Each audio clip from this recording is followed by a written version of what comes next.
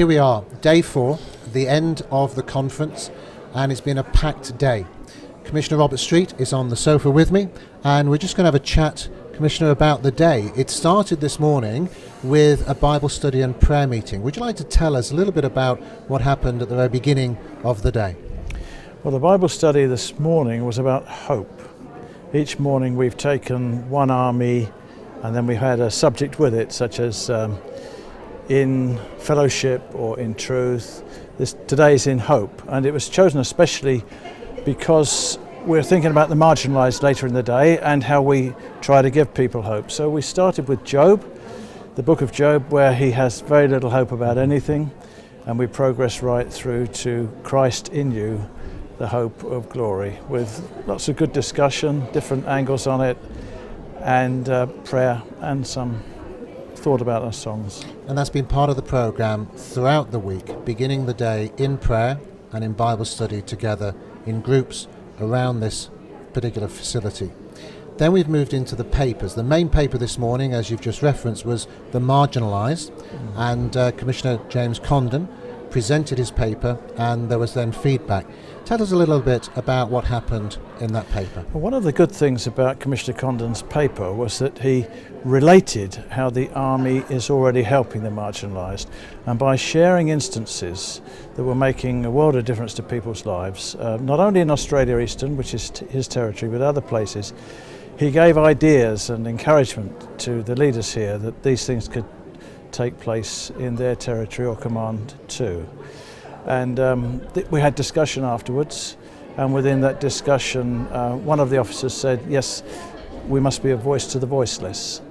And I think that also seemed to sum up what we're trying to do here, because the marginalised, bringing them in fully to a Salvation Army that's so highly organised is something we have to think through really carefully to make sure that we are ready to receive them and help them grow, not only in faith, but also in sometimes rehabilitation to society and being accepted. Mm-hmm.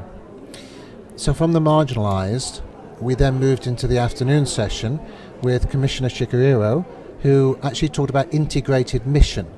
How did that fit into the day's proceedings? Very well, because she was emphasising the need in one army for us all to work together, to be integrated, so that social and field and other areas of the army support each other, listen to each other, care about what each other's doing, pray for each other, and so it's truly integrated.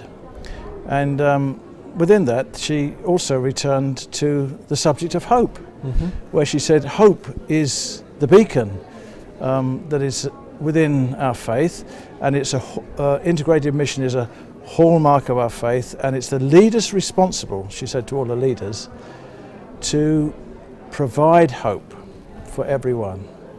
And she was quite inspiring in the way she told us that. That's a great message, and also keying into the day's theme of hope, starting off this morning in the Bible study and then finishing up in that second paper. Now, there's also just a little section that we want to just cover here about the Officers Support Endowment Fund.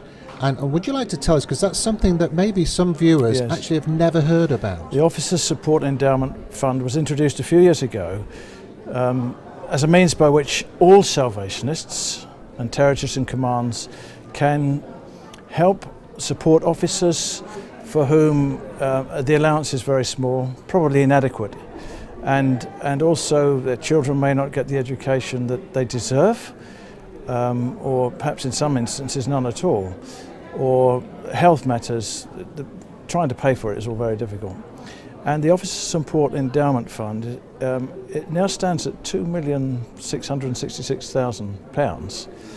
And from that endowment fund, which needs to be topped up all the time, there's an annual payment to territories where this is particularly difficult. And every Salvationist can contribute to this.